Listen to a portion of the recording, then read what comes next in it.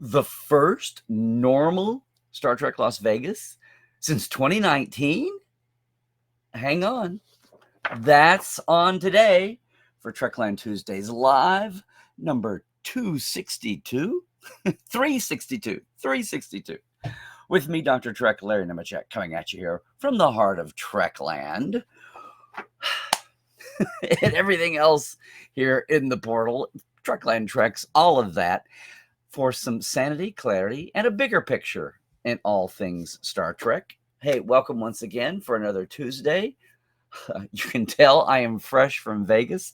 I'm still a little croaky, but that's kind of par for the course every year about this time. And of course, lots of folks were there, lots of new faces, as always, it seems.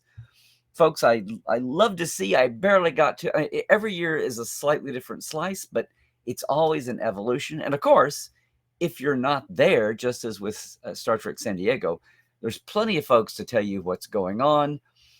Right here, right now, you're reading all the stories and headlines and quotes and quips, if any. But I just wanted to give you a personal take, as always. If you're watching us later on YouTube, welcome, welcome. Please leave a comment still. We still get, hopefully, people talking. Hopefully, I'm poking some button somewhere. Maybe someday you can join us live as well on a Tuesday, all right? Listen, everybody, I want to start off with some sad news. And I'm regretful because this is one of the ones I feel like, not that it's a big thing, not that it doesn't stop the world going. I was looking for a selfie and I couldn't find one, which is not the point of any of this. The point of this is to say, if you hadn't heard, we've lost another one of our crew. Patty Azataki, who was, of course, Alyssa Ogawa on Next Generation and Generations in First Contact. Lovely lady. She passed Monday. Apparently had a long battle with cancer. She had just been in the series Beef, kind of a second wind for a whole new fandom beyond mostly her theater work. She'd been a director, had an incredible biography there before she ever came to Star Trek, as is wont. You don't get to that pinnacle to get cast if you haven't got a body of work before that. But just a lovely lady. I had the chance to cross paths with her twice, both times in Europe. Once at a FedCon back in the aughts, and most recently at the Sci-Fi Ball in 2017. She and Gates were both guests. It was a very sweet idea for guesting at a con. Yeah, that was our one and only time to get to the Sci-Fi Ball. And just a lovely, sweet, humble, who is just comes out of the theater, has a humble artist perspective. You know, anything on film is, more money, but it's just gravy.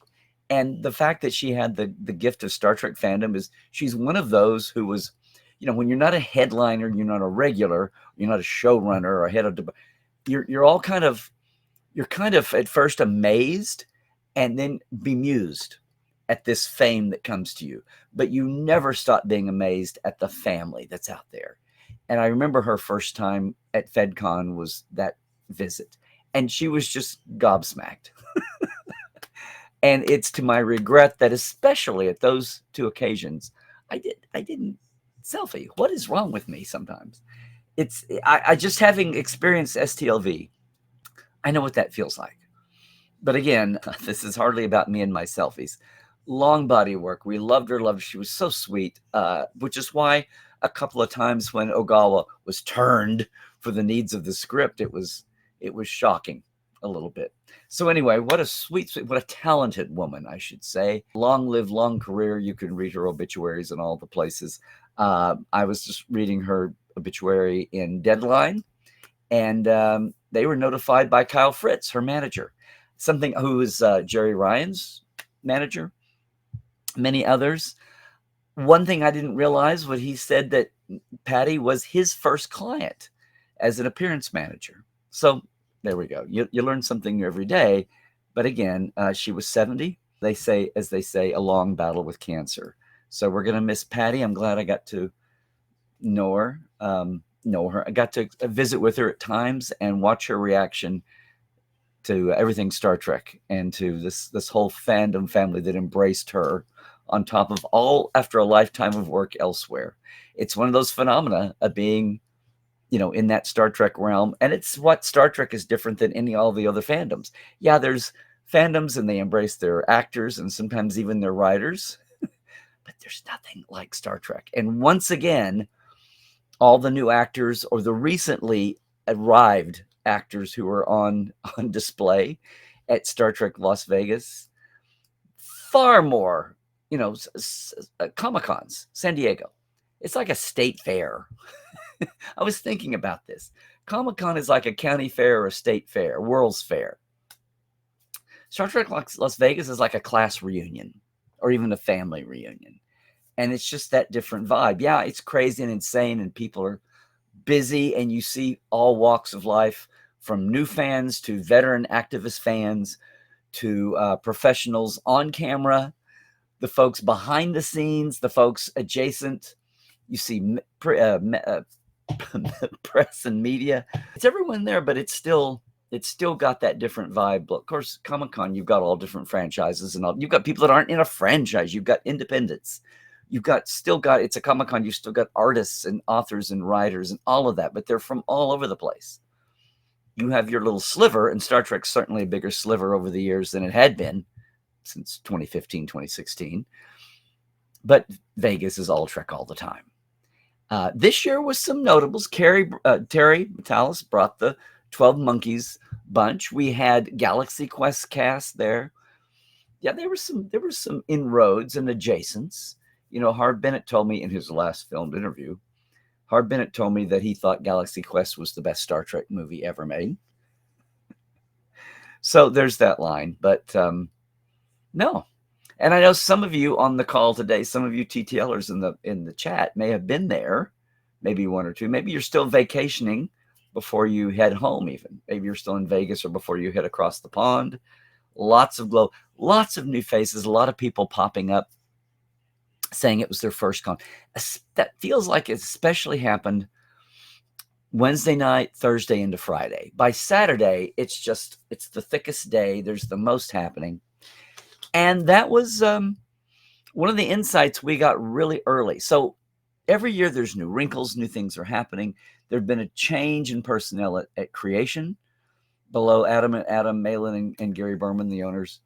New people running the talent side, and some folks have been brought in. So here's Ryan and Anne Marie working the lounge stage.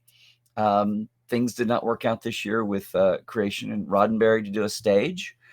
They looked elsewhere, but the secondary stage reached out to Mark Altman, something I've been screaming about for years. But Mark and Darren, they can organize it just fine. They can let that consume their whole weekend.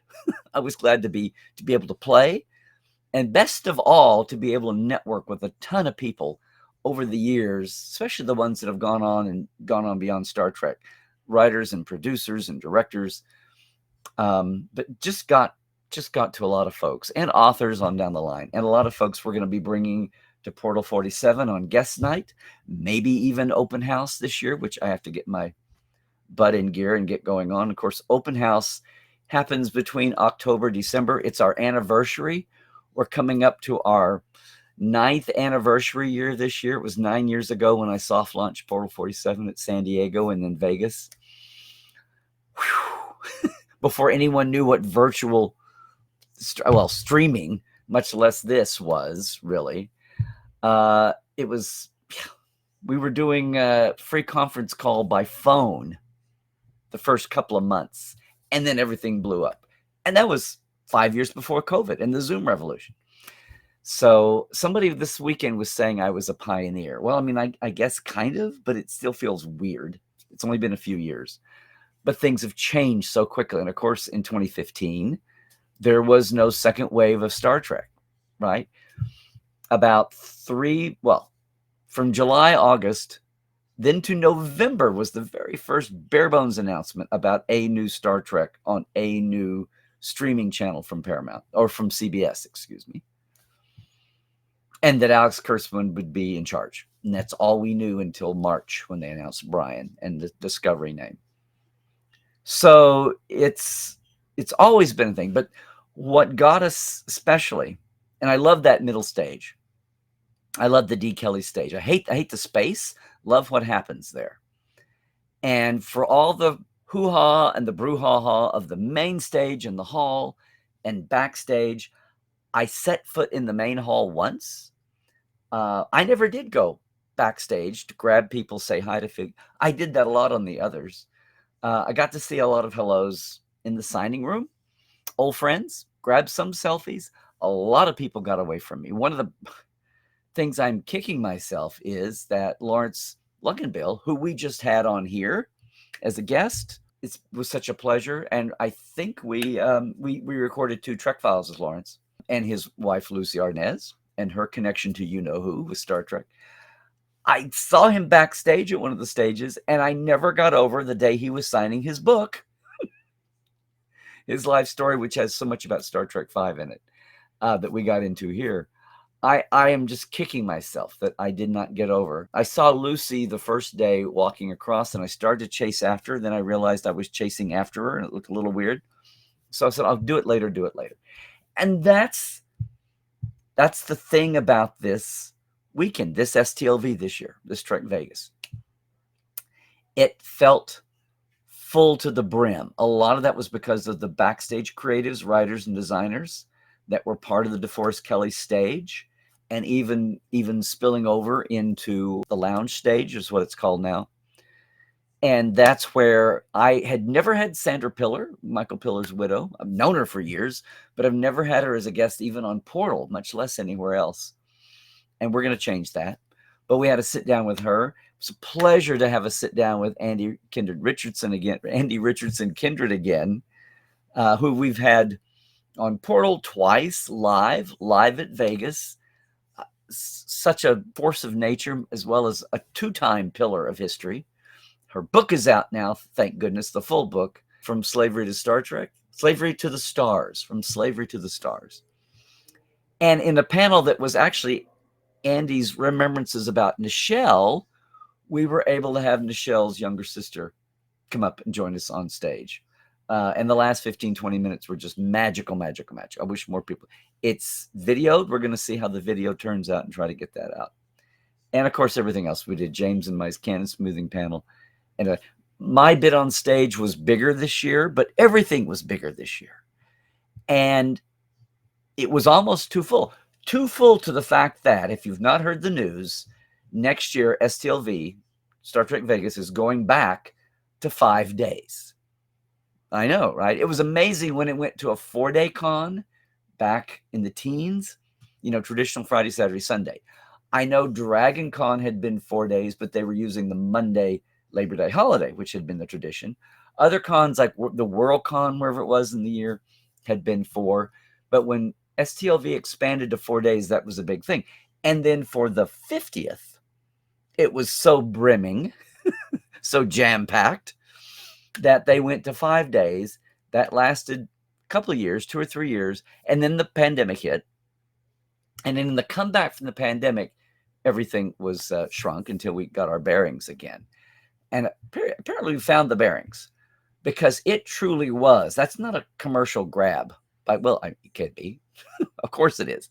But truly, I don't want to say I saw exhausted faces everywhere. What I saw were frustrated people everywhere, because you simply could not get to everything. You've heard of big TV, cinematic TV, peak TV. This was peak Trek.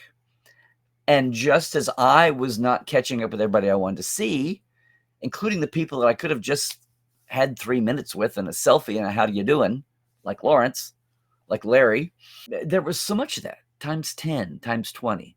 So it's almost relief now knowing how many series there are, how many actors and creatives have been set loose in the wild because they're not under the studio purview anymore. That's starting to multiply. And we're in the midst of still plenty of active Star Trek happening. And we're in the midst of trying to save Prodigy and save Lower Decks. All of that happening.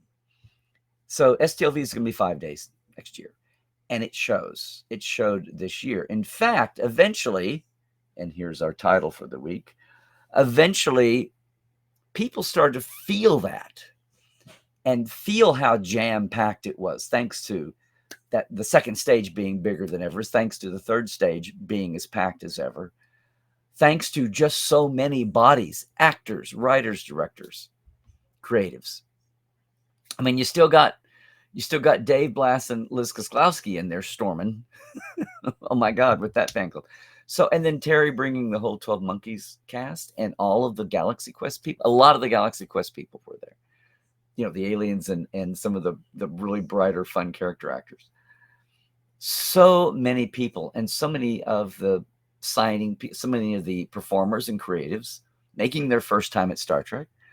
And again, the first 2 or 3 days, I felt like every fourth or fifth person I talked to, either at the table or at the Masquerade bar or whatever, was a first timer. And some professionals who were part of Star Trek at their first STLV, which was all just awesome. Again, you can read what happened on stage, hopefully. Friends at Trek Movie, friends at all the websites are covering everything, and they'll probably be spooling it out for the next few days even. And yes, I know, we just had Comic-Con. We just had Destination in the UK. Dragon Con is coming up. A lot of people were braced for that. But at least there was a couple of weeks respite here. But it really was. This is why my title. By Saturday, by Sunday, this was starting to germinate. People were counting on their hands and feeling this overwhelm for the good. And not just the people that had just been at San Diego. Lots of fresh faces. It wasn't just overlap from fatigue. It's only a sliver of STLV that comes over from Comic-Con, especially the vendors. But I have to say, people started doing a little math and thinking, okay, we had 2 years the pandemic. Well, let's do it backwards. Last year, the strikes put a damper on everything. Still people appearing, but we were jumping through those weird hoops of you couldn't mention your franchise show. So you talked about you and your work and everything else was a wink, wink. We had the strikes last year, which made things odd. 2 years before that, Trek Vegas was at Bally's because of the remodeling at the Rio. That was weird. Oh my God, an old style urban, it was just off-putting. But we did it. Everybody had a good time. But it was strange. And all the first time people that year who were just over the moon, I said, wonderful, this is great. I'm so glad you're here. It's your first time. Just come back for the Rio because that's the real Trek Vegas. And the year before that was the first year back from the pandemic. It was at half speed. We were hugely masked, morning, noon, and night. Even in the parties, you were almost afraid to take your mask off to take a drink, much less a bite of food. Everybody was eating the microphones to get to the masks. And a lot of people didn't come. It was about half size. Either people were mad that they had to mask or they were terrified that they had to mask and didn't want to travel yet. And so between both of those factions, yeah, the 2022 Vegas, the first one back, was a huge social experiment to me. And then the 2 years before that were the pandemic. So we were getting around to saying, you know what? This is the first normal STLV since 2019. And that was a 5-day. And there weren't as many of these latter day stars and creatives, much less some of the earlier day creatives. They weren't on hand, but we also felt like we had a little bit of breathing room too. And there were 3 stages. And some things drew hugely and some didn't, including the main stage. But people basically realized what a crazy 5 years we've been through. I know it's a microcosm for the entire world, right? Forget the pace of change. How about just the pace of zigzagging on what normally used to feel like a straight highway? Anyway, that was a real paradigm moment when people realized how much we've been through. And we're just talking, come on, guys, gals, peeps. We're just talking about, in reality, the little microcosm, the little peephole of our little fandom in our stripe of all society and culture. Okay, I know we're not trying to elevate Trek to it, but within our little circle and our little fandom, our family, the family of those present, and everyone around the country and around the globe who are benefiting from the good vibes, from the social posts, from all the video and the news breaks and everything else that comes out of that. Because that sets a tone for a while. And it's also very reflective, like pandemic, like the strikes. I feel like some of the events of the last month from totally without Star Trek also have people in a better mood. I just felt like, despite the fact that it felt so packed, it was packed for a good thing. It's like when you're on vacation and your car can only go so fast, but it's because you're packed to the gills with good stuff. I don't know. You've been shopping and you're dragging bags, you're exhausted, but you've got good stuff. And it was a very good stuff year. Now, I say that. There were a couple things that marred this one. Very sad. I would like to think this is from outside the family. But the first night, a thief got into the vendor's room. Very smart, very calculated. But our friends at Factory Entertainment, Jordan and Barry and their team, they're the ones that have the huge ships that are carrying those retail. They love to take them to cons, especially Comic-Con. This year they had the Enterprise E as a big ship, but they have the really high-end prototype. They were having prototypes of the assault phaser from Star Trek 5 and 6, prototypes of the Strange New World rifle, some Star Trek Strange New World phaser, 2 or 3 showcase prototype, not to retail yet, were stolen. Stolen at 4 a.m. by somebody who approached a security guard and apparently convinced them that they were legit. And then things were gone. Not huge ships, because how do you carry that? But things that were small enough to bag and conceal. They got hit badly, including one of the team's personal bag that they'd left there accidentally, had medications, had the keys to their vehicle, which was rented. And then 2 nights later, after that wallop, the person came back, tried to use keys in the bag to a room that had people in it, and stole the vehicle. So now U-Haul, and it's insane. I mean, they kept going. They had, plenty of booth there. But it shook people. And I don't know how widely that news got out. I know they posted about it on their socials. But it was. And in the meantime, I heard that, and it was a very calculated hit. They said that people had to have seen where they were placing those and storing things. Somebody had to have come by either at setup or at teardown when they were taking down for the night. So was it a fan? I hate to think that. Was it somebody who was smart enough to get themselves inside, who wasn't from the Trek fandom family? But they knew, they looked around, or they'd heard high-end stuff at this booth? I don't know. They finally got security camera footage, guy with a hat on, 4 a.m. What's amazing, though, is that he then stole the van. So now the van, it had a tag. Where'd that go? Thinking maybe he'd stashed the bag that night and came back 2 nights later to come get it and claim it, like in the bushes outside somewhere, stash place. I have not heard the latest on this. There might be some legit news in Vegas about all this. But the Factory Entertainment team was shouldering on. That wasn't the only prototype, wasn't the one-off. But the personal stuff was, and the keys in the van hassle was a whole hassle they had to deal with, on top of trying to enjoy Vegas, make some bucks, and enjoy the fandom, because they're all fans themselves. That was a downer bit. Maybe somebody else has some other. Oh, and after that first night's hit, I never heard more about this, that things were missing from a total of 11 booths.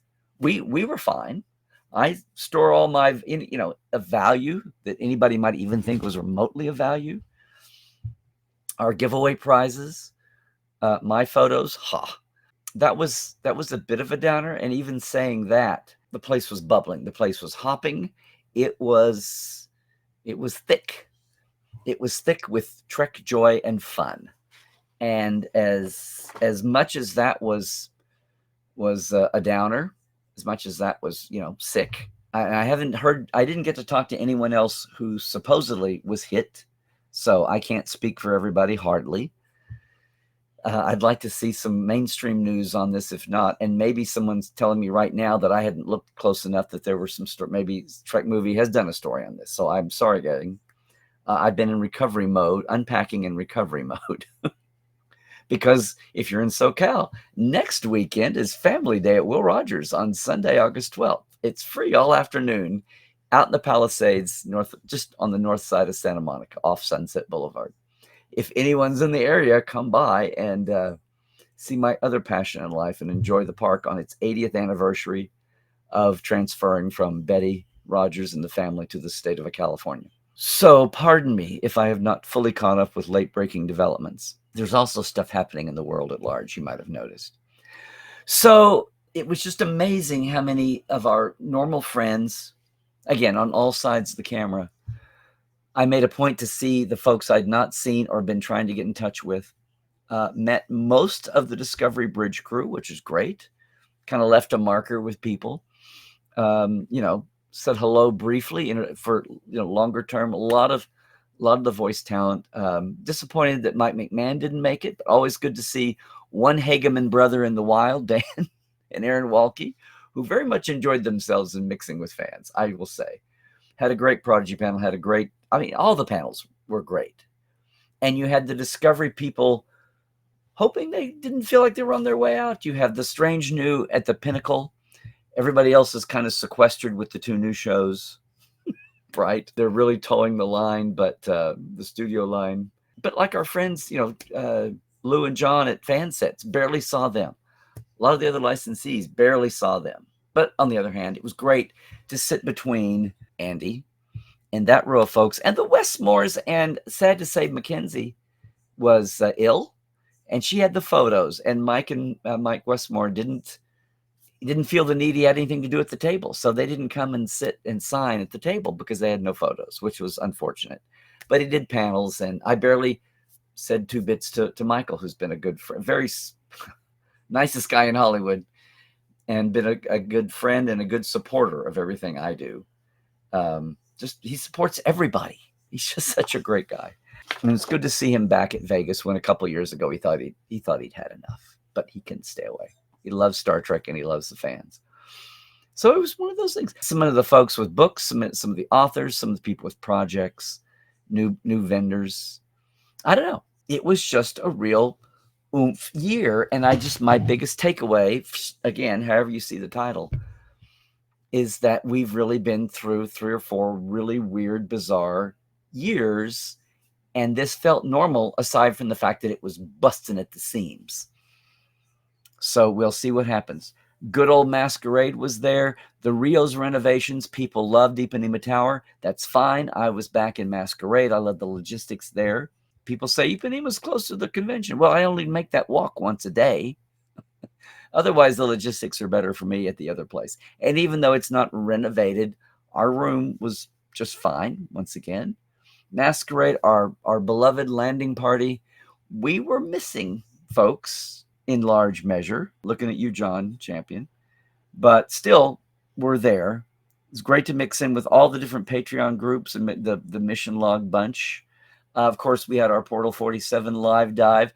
Squeezing things in and trying to find those moments is harder than ever. And I wait and see what the landscape is. And we had to change dates and got most of the gang there. Had Dave and Liz come by. Aaron Walke came by. It was so breakneck that I couldn't really have time to see who more of our Portal guests and hopefully our future Portal guests could make it over. You bribe people with a drink and some apps and they'll technically come. Anyway, I evangelized Trekland to so many folks, but that wasn't even it. It was more as much networking and presenting, being leading or part of 5. Historic moment having 8 of the chroniclers of Trek when you had Mike and Denise, Mark Altman, wound up, surprise, Ed Gross and Jeff Bond, Peter Holmstrom, who just did the Center Seat book. Who am I missing out? I'm leaving someone out. Someone's going to scream at me. There was a lot of chronicling on that stage. And then they were about to tromp off, and I said, whoa, we need a picture. You just said how historic it was.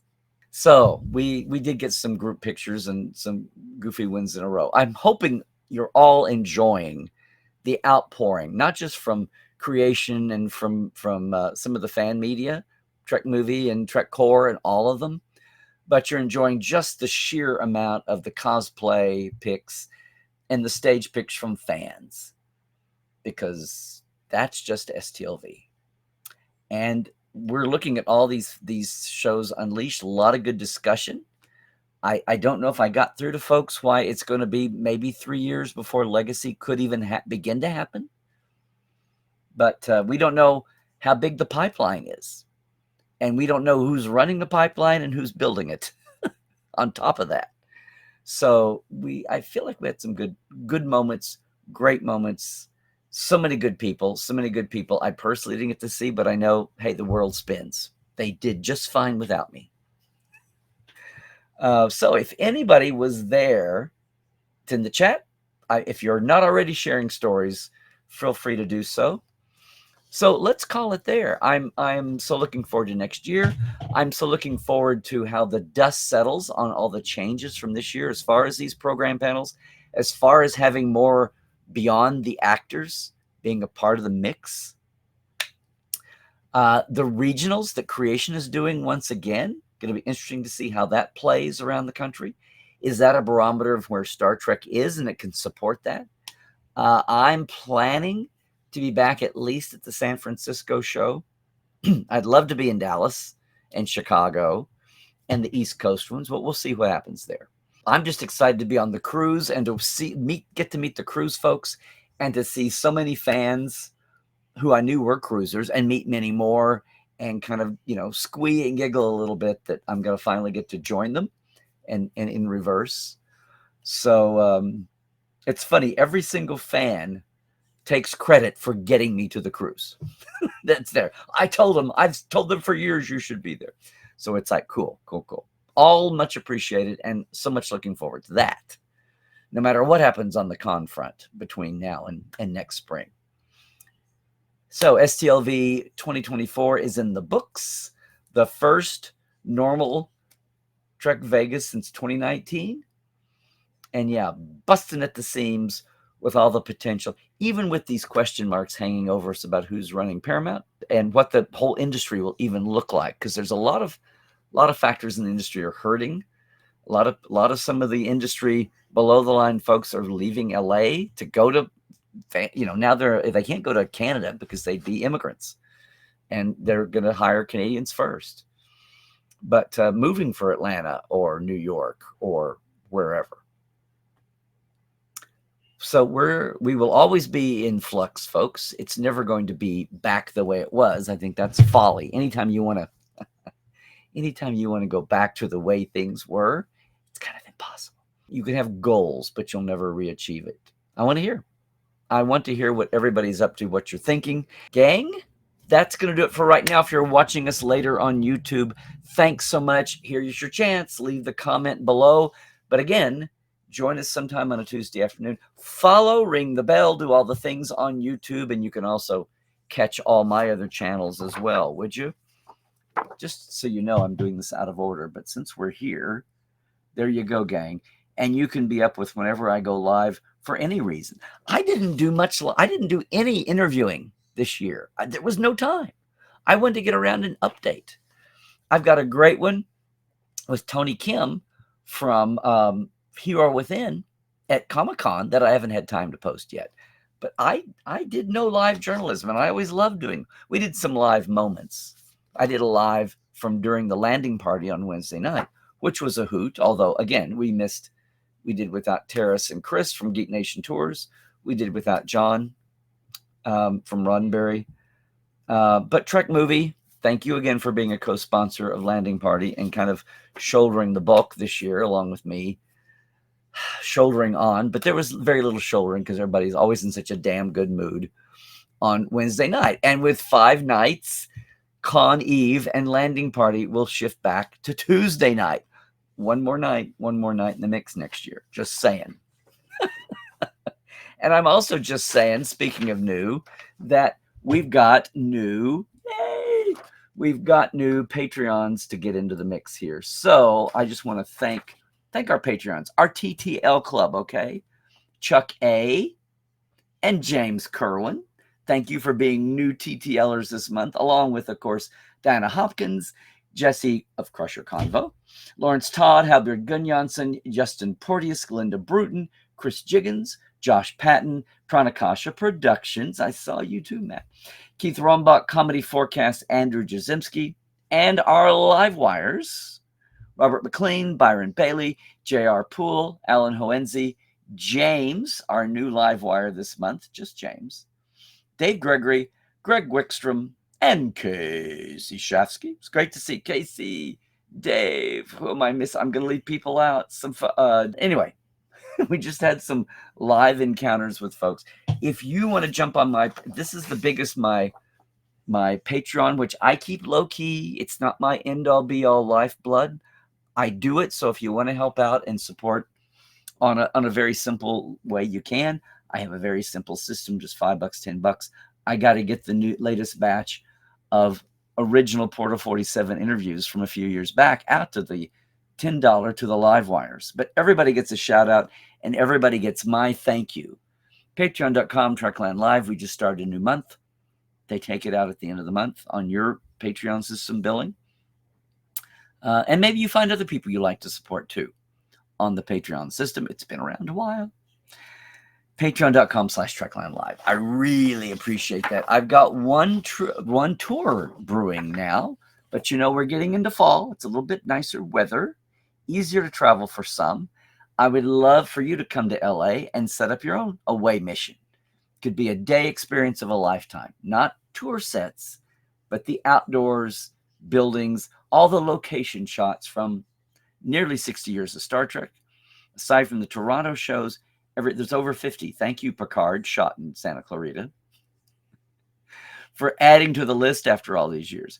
Come join us. Come just inquire with me, TreklandTreks.com. Read about it. Get in touch with me. I will concierge you, do whatever we need for that day, 4 stops, fast food lunch. We take care of everything after we have set it up. I think that's done aside from the fact that, yes, we have another Trek Files up today. It's a Tuesday. Once more with my new friend, Dr. Duncan Barrett, PhD in engineering, human engineering, interface, aerospace, aeronautics, teaching at Purdue, and a huge Star Trek fan with a lot to say about Gene's ideas and some of his future Gene speeches. Anyway, we had another great conversation based on a Gene speech from Gene Roddenberry speech from the 70s, but that's on the Trek Files. Don't forget, it's at our new home. I need to update this, thetrekfiles.com, which actually takes you to our page on Memory Alpha with an audio player and the documents of the week and the hot links to get you back into Memory Alpha from what we're talking about. All right there. Plus our Facebook page, plus all the regular podcast homes, iTunes, Spotify. It's all still there. Take a listen if you would. It was great to meet so many Trekophiles. Hand out a lot of Trekophiles buttons last week at STLV too. So I actually still have a voice after talking again. We're going to take a micro break here. I will dive into the chat after this. But as we leave you watching later on YouTube, especially, just a note to say, thanks for joining us. Try to get us live sometime. Join us down the road whenever you can or anytime here on my channel. Like and subscribe. Most of all, stay healthy. There's little bubbles of COVID out there. Hopefully not wiping anybody out, but just annoying. And long COVID is still being studied. As well as, just take care of yourselves. It's a stressful world out there. My goodness. And stay woke. Check the sources. The AI deepfake flood is already upon us. Just so much of the stuff now. We have new political headlines every day at this point. So just be savvy about what you see online, would you please? You know what I'm saying? I'm just saying. Trek well, everybody.